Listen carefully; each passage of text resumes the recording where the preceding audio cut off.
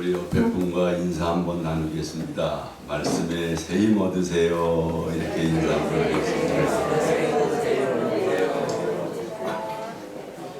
옛날 우리가 어렸을 때 아주 주요 화두는 잘 살아보세였습니다. 배고프고 헐벗고 살았으니 참 그럴 수밖에 없지요. 근데 이제는 다들 잘 살게 되었으니 인생관도 바꿔야 될 텐데 여전히 더 잘 살아보세가 아닌가 그런 생각이 듭니다. 훗날 우리가 인생을 다 살고 세상을 떠날 때 참 잘 살았다 자타가 고백할 수 있다면 얼마나 좋겠습니까? 나의 장례식을 지켜보는 분들의 입에서 참 잘 사신 분이다 그런 말씀을 들을 수만 있다면 얼마나 복일까요? 오늘은 잘 산 인생이란 제목으로 말씀을 나누려고 합니다. 누가 과연 잘 산 인생일까? 지위와 권력을 가진 자인가? 돈 많은 재벌 회장인가?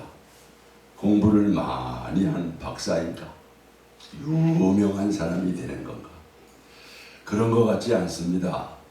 그런 사람 보고 잘 산 인생이라 이렇게 말하기는 더 어려울 것 같습니다. 어떻게 산 사람을 잘 산 인생이라고 할까요? 네 가지 관점에서 첫째, 인간관계에서 둘째, 물질 관계에서 셋째, 자아와의 관계에서 마지막 하나님과의 관계에서 어떻게 살았느냐를 보는 것입니다. 잘 산 인생이란 첫째, 인간관계에서 누구와도 불목하지 않고 화평하게 산 사람입니다. 여러분 뭐니 해도 뭐니가 아니라 사람입니다. 사람이 제일 중요합니다. 사람과의 관계가 중요합니다. 인간은 필연적으로 사람과 더불어 살도록 지음받았습니다. 하나님께서 인간을 지으실 때 삼위일체 하나님의 우리 형상대로 창조하셨습니다.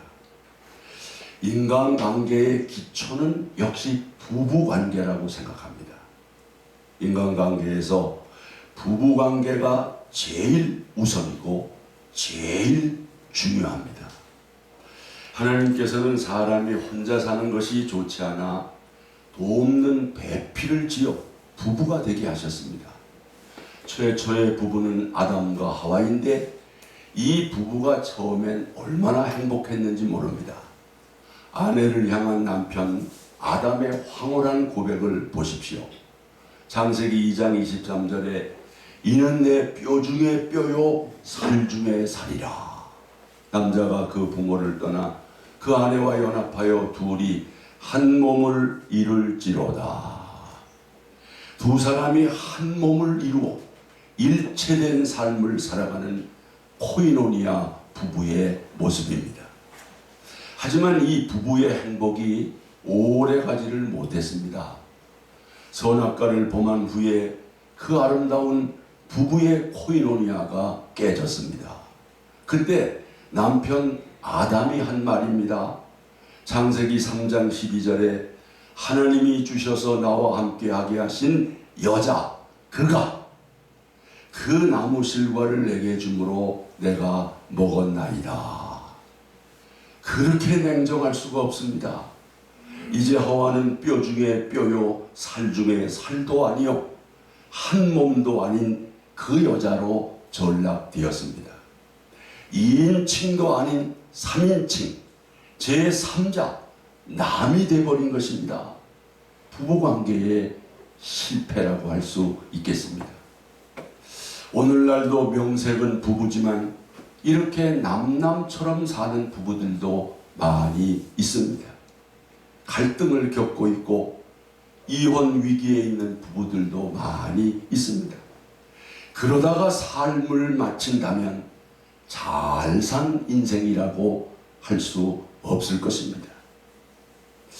우리 목사님 사모님들의 부부관계는 어떠십니까? 지금도 하나님께서 짝지어 주신 부부라고 생각하십니까? 여전히 사랑과 존경하는 마음을 갖고 계십니까? 목회 현장에선 든든한 동역자로 인정하십니까? 부부로서 한평생을 사이좋게 지내고 즐겁게 함께 늙어가는 100년 해로를 하고 계십니까? 늘 얘기하고 싶은 친구 같고 때로는 가슴 설레이는 애인 같고 떨어져 있으면 기다려지십니까?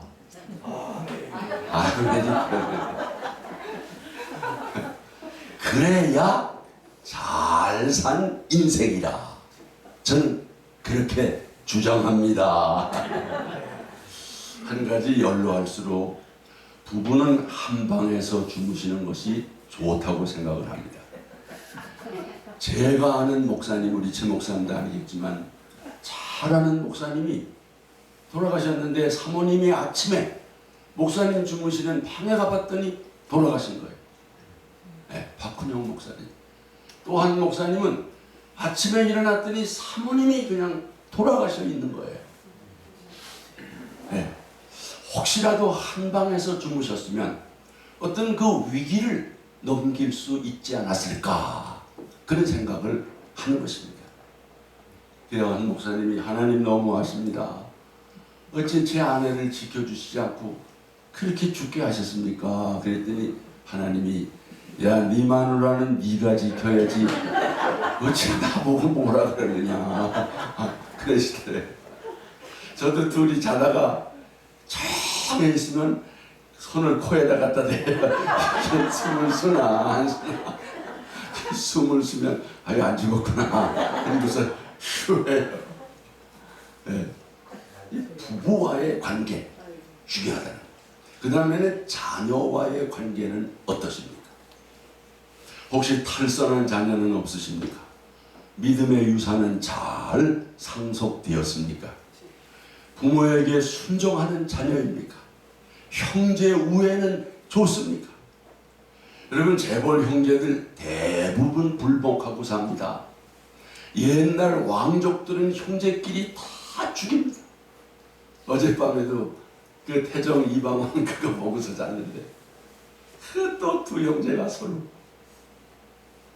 아담의 가정에서는 형 가인이 시기와 질투로 아우 아벨을 죽이는 살인자가 되었습니다. 동생을 죽이고 난 후 가인이 한 말 좀 들어보십시오. 창세기 4장 9절에 여호와께서 가인에게 이르시되 네 아우 아벨이 어디 있느냐? 그가 이르되 내가 알지 못하나이다. 내가 아우를 지키는 자니까. 동생에 대한 미움과 증오와 무관심이 가득했습니다. 여러분 우리 목사님 사모님들 이런 자녀가 없는 것이 복이요 은혜입니다. 그 다음에 부모와의 관계는 어떠십니까? 부모를 공경하고 계십니까? 성경은 효를 가르치는 효경입니다. 기독교만큼 효를 강조하는 종교도 없습니다. 다른 건 몰라도 제5계명 부모 공경의 계명만큼은 반드시 지켜야 잘 산 인생이라 이런 말을 들을 것입니다. 부부를 중심으로 위로 부모님과 좌우 형제들과 아래로 자녀들과 더불어 화평을 가진 그런 삶이 잘 산 인생이라 저는 그렇게 믿습니다. 가족들과 불목하며 지내는 사람, 강남 50평 아파트가 고독한 감옥이 될 수 있다는 것입니다. 어느 날 TV를 보는데 북한에서 홀로 내려와 냉면 가게를 해서 성공한 전철우 씨가 나왔어요. 열심히 일을 해서 돈을 벌어서 꼭 갖고 싶은 소원이 하나 있었는데 집에 전화를 설치하는 것입니다. 하지만 그는 전화를 설치하고 수화기를 들고 한없이 울었답니다. 왜? 전화 걸 데가 없는 거예요. 가족들이 다 이북에 있으니, 그러니 아무리 다 좋은 게 있어도 가족이 없으면 기쁘지 않은 거죠. 이웃과의 관계는 어떠십니까? 성경은 내 이웃을 내 몸처럼 사랑하라 가르치셨습니다. 이 말씀을 따라 산 사람이 잘 산 인생이라 저는 그렇게 믿습니다. 세상에 제일 나쁜 직업이 뭐냐? 정치하는 거예요. 매일 싸워야 되고 매일 깎아내려야 되고 정적이라고 해서 죽여야 되는 거, 이게 정치 아닙니까? 그러니 정치하는 사람 보고 잘 산 인생이라 그렇게 말하는 사람은 없을 것 같아요. 목사도 교회에서 정치를 하면 후회스러운 일이 많이 생깁니다. 그런 의미에서 늘 서로 사랑하라고 가르치는 목사의 일은 하늘이 내린 직업입니다. 짧은 인생 누구와도 불목하지 않고 화평하게 사람을 사랑하며 사는 사람이 잘 산 인생입니다. 그런 면에서 목사가 되고 사모가 된 것을 감사하시기를 바랍니다. 요즘 사방에 꽃이 만발합니다. 그러나 사람이 꽃보다 아름답습니다. 이웃을 사랑하면 향기가 납니다. 화향은 100리를 가지만 인향은 10,000리를 간다고 합니다. 두 아들을 죽인 원수를 십자가의 사랑으로 용서하고 품에 안은 손양원 목사님의 사랑의 향기는 두고 많은 사람들에게 감동을 주고 있습니다. 혹시 불목하고 있는 사람이 있습니까? 반드시 화해해야 합니다. 그렇지 않으면 돌아가실 때 후회합니다. 예수님께서는 그 문제를 안타깝게 여기시고 중보하고 계십니다.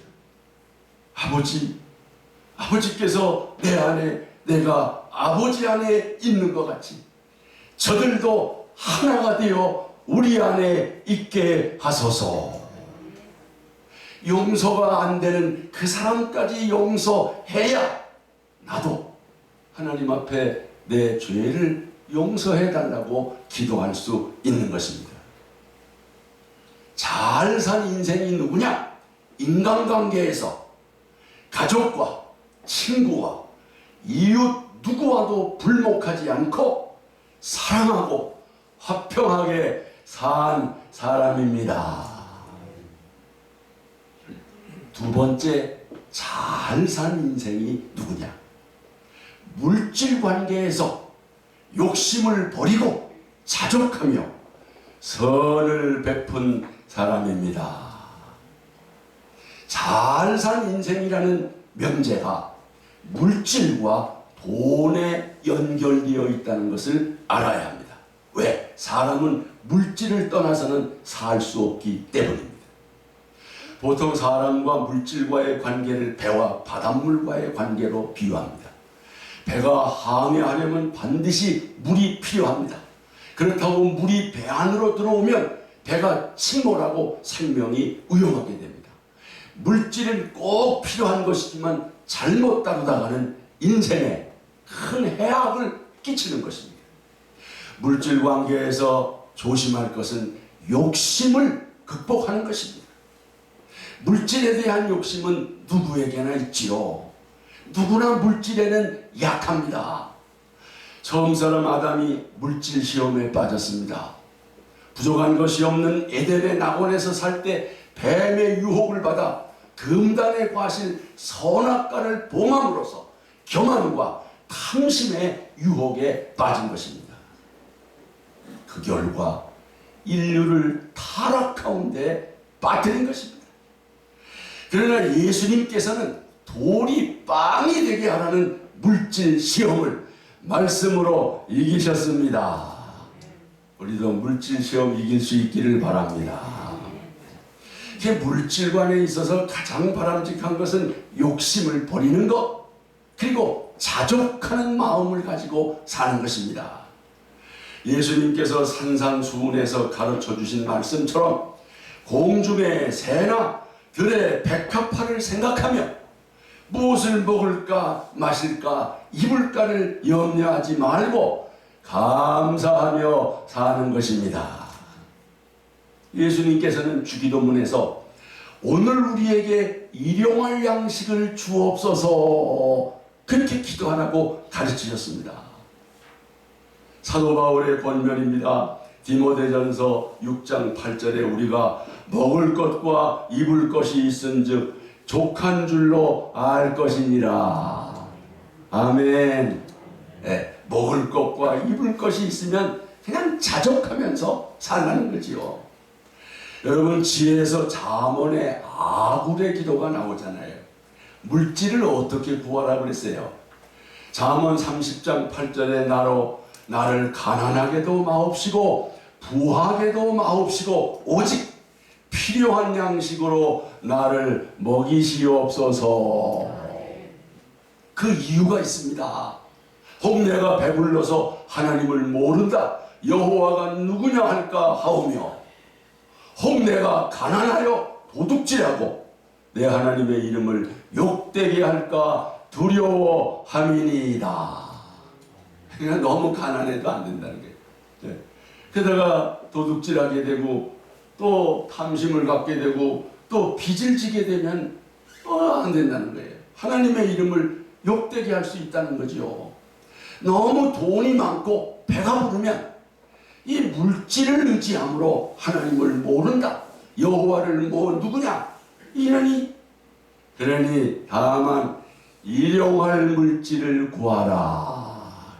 일용할 물질을 구하라 그랬어요.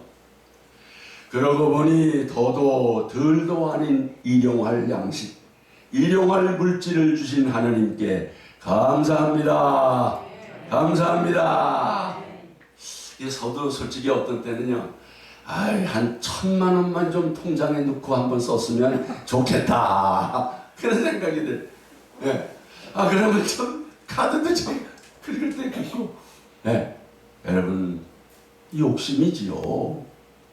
신발이 없다고 울고 있다가 발이 없는 사람을 만남으로써 자기 부여에 눈을 뜬 사람이 삼중고의 장애인 헬렌 켈레라고 합니다.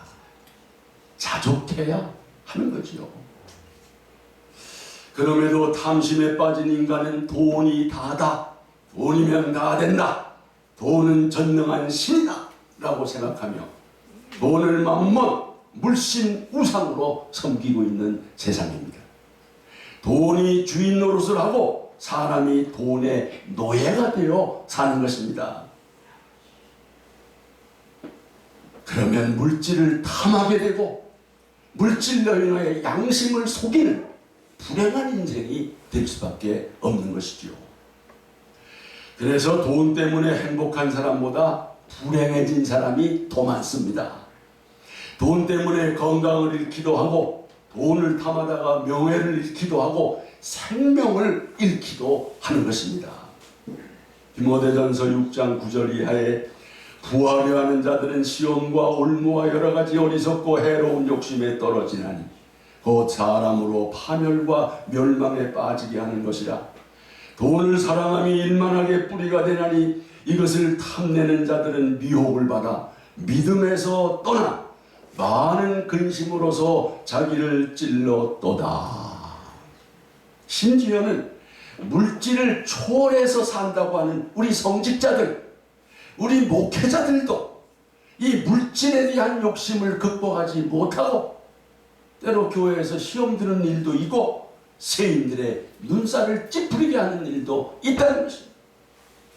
특히 목회를 잘하고 은퇴를 하면서 이 물질 때문에, 돈 때문에 그야말로 성직자의 만료가 추해지는 경우가 있어 너무 안타까운 것입니다. 여러분, 과연 물질이 다입니까? 어떤 작가가 돈의 가치를 12분의 1 정도로 보았습니다. 엄청난 유산을 상속받은 사람이 물 쓰듯이 실컷 돈을 써갔습니다.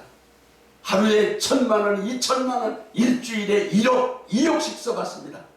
그런데 한 달을 써보니까 나중에 돈이 싫어지더랍니다. 그래서 돈의 가치를 한 달, 1년에 12분의 1 정도로 보았던 것입니다. 그렇지요. 돈뿐만 아니라 가족이 있고 이웃이 있고 친구가 있고 건강, 사랑, 믿음 여러 가지가 필요한데 그 중에 하나 필요한 것이 돈이라고 하는 거지요. 그러니까 그 가치가 15분의 1인데 사람들은 돈이 다라고 그래요. 다. 돈이 없으면 다 없고 돈이 있으면 다 있다고 생각하는 어리석은 생각을 하고 있는 거지요.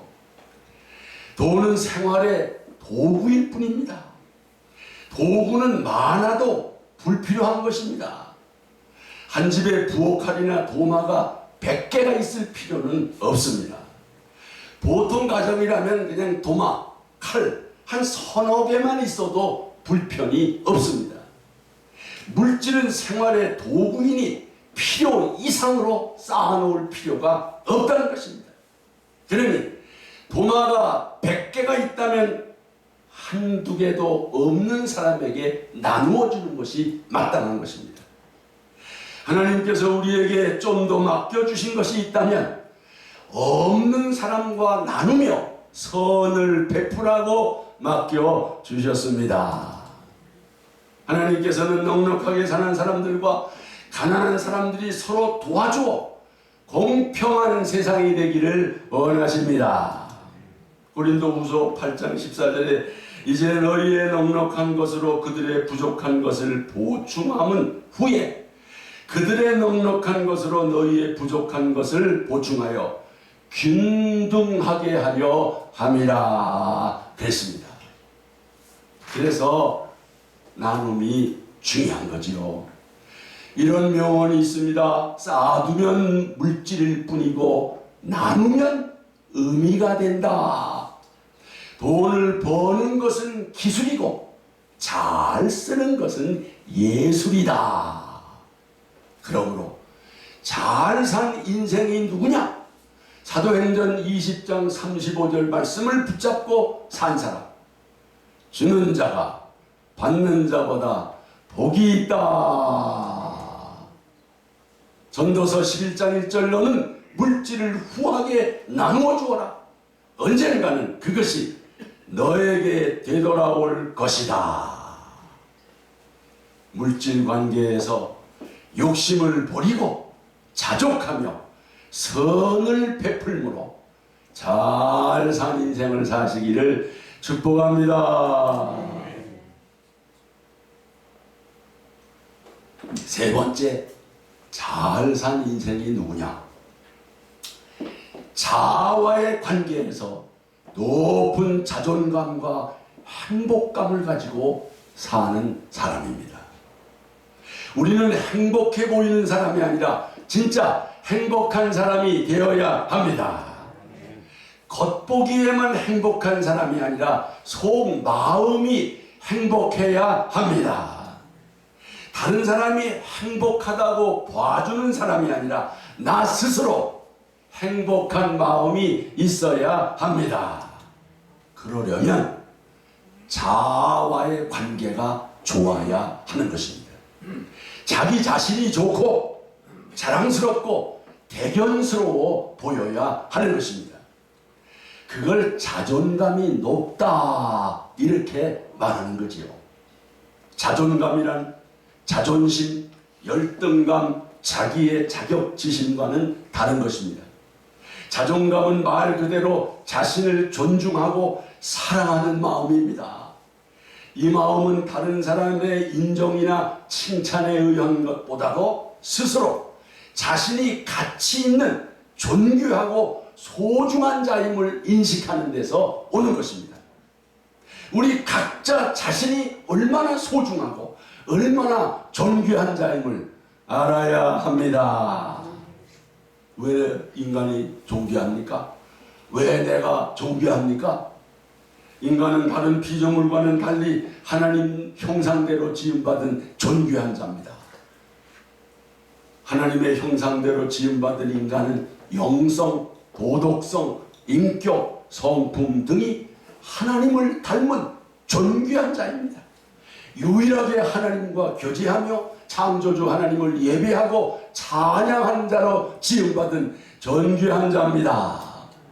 이걸 우리 스스로 알 때 자존감이 높아질 수밖에 없는 것입니다.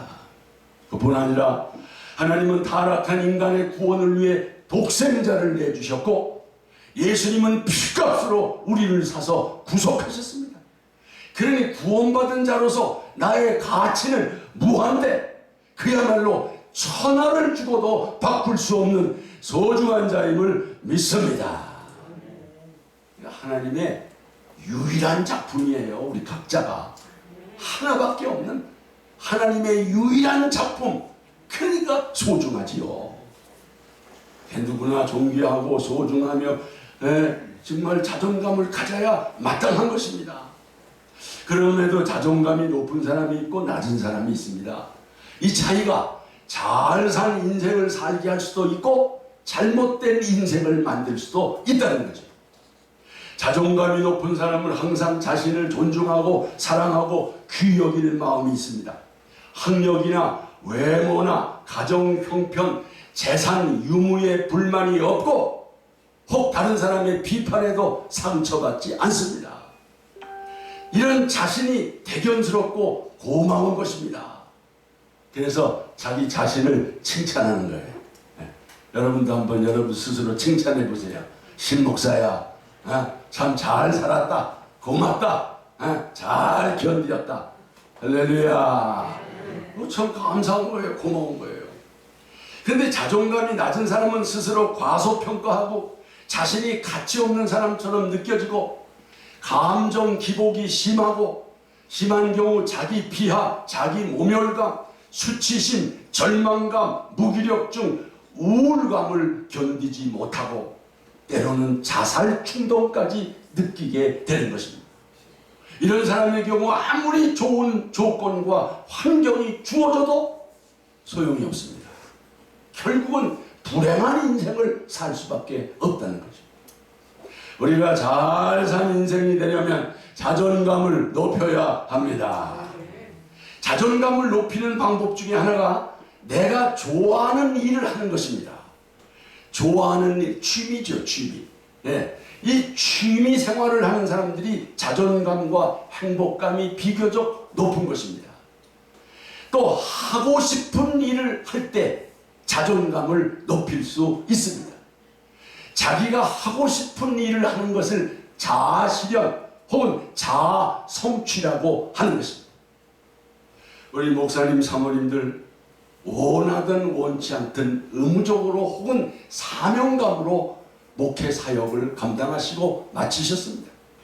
이제 은퇴 후에는 내가 하고 싶은 거, 내가 좋아하는 거, 그동안 미루었던 거, 이런 걸 찾아서 해보는 거, 이게 바로 자아 실현이요, 자아 성취요, 그것이 자존감을 높입니다. 요즘 황혼이혼을 생각하는 사람들이 많다고 합니다. 여러 가지 이유가 있겠지만 그 중 하나가 자아 실현의 문제입니다. 한 번뿐인 인생인데, 얼마 남지 않은 인생인데 내가 이렇게 그냥 사라질 것인가? 아니다. 내가 원하는 거, 내가 그동안 하고 싶었던 거, 여러분 이게 바로 자아 성취의 문제로 그런 일들이 있게 되는 거죠. 이제 그런 면에서 버킷리스트를 작성해 보는 거예요. 내가 죽기 전에 해보고 싶은 거, 성취하고 싶은 거 한번 적어서 해보는 것입니다. 예를 들어 뭐 악기 하나를 마스터한다든가, 무슨 단기 선교사로 한 1년 나갔다 들어온다든가, 아프리카에 음모를 펴준다든가, 무슨 신구약 성경을 필사해서 유산으로 준다든가, 아니면 새로운 자격증을 하나 딴다든가, 어떻든 그동안 하고 싶은 거, 이런 것들을 한번 해보는 거죠. 글을 모르고 평생을 살던 분이 한글학교에 가서 한글을 깨우치니까 이야 좋다, 자존감이 높아질 수밖에 없는 거죠. 우리 김종욱 목사님 보세요. 야 결혼해가지고서 애기 낳아라 그러면서 나가서 그냥 젊은이들 듣든지 말든지 예, 그 말씀하는 거, 뭐 얼마나 자존감이 높으십니까? 하고 싶은 일을 해보는 자아실현을 통해서 높은 자존감과 행복함을 회복하셔서 잘 산 인생을 사시기를 축원합니다. 마지막 하나 더. 잘 산 인생이란 창조주와의 관계에서 하나님을 경외하며 산 사람입니다. 다른 것이 다 훌륭해도 하나님을 경외할 줄 모르고 산 사람은 잘 산 인생이 아니지요. 왜냐하면 하나님을 경외하는 것이 지식의 근본입니다. 오늘 말씀 그대로입니다. 하나님을 두려워할 줄 모르고 사는 사람은 미련한 자입니다. 잘못 사는 인생입니다. 여호와를 경외하며 그의 지혜와 교훈을 따라 사는 자라야 머리에 화관과 목에 금사슬과도 같은 아름다운 인생이 될 것입니다. 피조물로서 창조주 하나님을 경외할 줄 모르는 자는 인생의 근본을 모르는 자입니다. 아무리 공부를 잘하고 인류대학을 나고 삼성 같은 기업에 취직해서 뭐 성공했다고 해도 여러분, 자기를 낳아주고 길러준 부모의 은혜를 모르고 부모를 공경할 줄 모르면 이 근본을 모르는 자식 아닙니까? 이게 후레의 자식 아닙니까? 마찬가지로 창조주 하나님의 그 크신 은혜를 모르고 그 하나님을 경외할 줄 모르는 사람 역시 근본을 모르는 자요, 무지한 자요. 인생의 근본을 알고 산 자라야 잘 산 인생인 줄로 믿습니다. 말씀을 맺겠습니다. 잘 산 인생을 살고 맞는 죽음이라야 아름다운 죽음이 될 것입니다. 아름다운 죽음은 잘 산 인생에게 주어지는 것입니다. 잘 산 인생을 산 사람의 죽음은 당하는 죽음이 아니라 맞이하는 죽음입니다. 인간관계를 잘못해서 매일 다투고 불목하며 산 사람, 물질과의 관계에서 욕심을 버리지 못하고 베풀며 살지 못한 사람, 자존감을 잃고 불평하며 산 사람, 하나님이 없다고 생각하고 산 사람, 죽음 앞에서도 후회하게 될 것입니다. 누군가가 말했듯이 인생은 하나님께로부터 나와 땅에서 하늘을 짓다가 다시 하늘로 돌아가는 순례자라고 했습니다. 잘 산 인생으로 순례자의 길을 마침으로써 하나님 앞에 칭찬받는 우리 모두가 되시기를 축복합니다. 우리 순례자의 노래 같이 한번 부르고 기도하겠습니다.